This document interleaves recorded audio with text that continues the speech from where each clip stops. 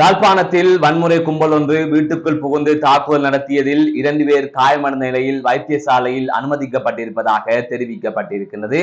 மற்றொரு செய்தியாக மாணவர்களுக்கு இடையிலே ஏற்பட்ட முரண்பாடு காரணமாக ஒருவர் கொலை செய்யப்பட்டுள்ளதாக தெரிய வருகின்றது.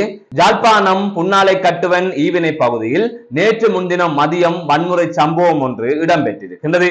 வீட்டுக்குள் புகுந்த 7 பேர் கொண்ட வன்முறை கும்பல் அங்கே இருந்தவர்கள் மீது சரமாரியாக தாக்குதல் மேற்கொண்டிருப்பதாக தெரிவிக்கப்பட்டிருக்கிறது. அதனைத் தொடர்ந்து இருவர் காயமடைந்த நிலையில் தெல்லிப்பளை வைத்தியசாலையில் அனுமதிக்கப்பட்டிருப்பதாக செய்திகள் வெளியாகி இருக்கின்றது. குறித்த வீட்டில் தாய் மற்றும் அவரது 3 மகள்கள், தவிர அவரது மூத்த மகளின் கணவர் ஆகியோர் இருந்திருக்கின்றார்கள். இந்த சந்தர்ப்பத்தில் 3வது மகளின் கணவர் குறித்த வீட்டுக்கு சென்றிருக்கின்றார்.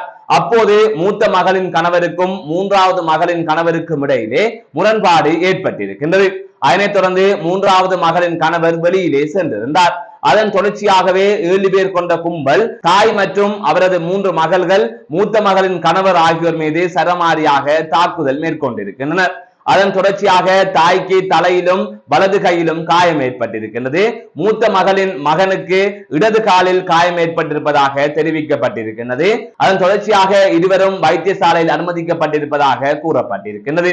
இந்த நிலையில் சம்பவம் தொடர்பாக சுன்னாகம் போலீஸ் நிலையத்தில் முறைப்பாடு கொடுக்கப்பட்ட நிலையில் விசாரணைகள் ஆரம்பிக்கப்பட்டிருப்பதாக கூறப்பட்டிருக்கின்றது. தொடர்ந்து யாழ்ப்பாணத்தில் வன்முறை சம்பவங்கள் இடம்பெற்று வருகின்ற நிலையில் குடும்பத்திற்குள் ஏற்படுகின்ற பிரச்சனை, தவிர பாடசாலையில் நிர்வாகத்திற்குள் ஏற்படுகின்ற பிரச்சனை, ஏனைய சாதாரண பிரச்சனைகளுக்காக எல்லாம் வன்முறை கும்பல்களை ஏவி உறவினர்களை தாக்குகின்ற, சகோதரங்களை தாக்குகின்ற, குடும்பத்திற்குள்ளே பகை உணர்வு காரணமாக இவ்வாறான கொடூரங்களை செய்கின்ற அளவிற்கு இன்று பலரது மனநிலை மாறி இருக்கின்றது என்பது இந்த சமூகத்தின் ஆபத்தான பிரதிபலிப்பாகவே பார்க்கக்கூடிய வகையில் இருக்கின்றது. மற்றொரு செய்தியாக, அம்பாந்தோட்டையில் மாணவர்களுக்கு இடையே இடம்பெற்ற முரண்பாடு காரணமாக மாணவன் உயிரிழந்துள்ள சம்பவம் பெரும் சோகத்தை ஏற்படுத்தி இருக்கின்றது.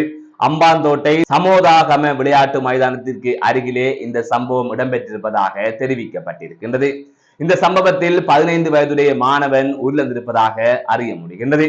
குறித்த மாணவன் மாலை வகுப்புக்கு சென்றுவிட்டு வீடு திரும்பிக் கொண்டிருந்த வேளை முச்சக்கர வண்டியில் வந்த 15 வயதுடைய மாணவன் கல்வி பயில்கின்ற அதே பாடசாலையில் உயர்தரத்தில் கல்வி கற்கின்ற மாணவன் இவ்வாறு 15 வயதுடைய மாணவனை தாக்கியதாக தெரிவிக்கப்பட்டிருக்கின்றது.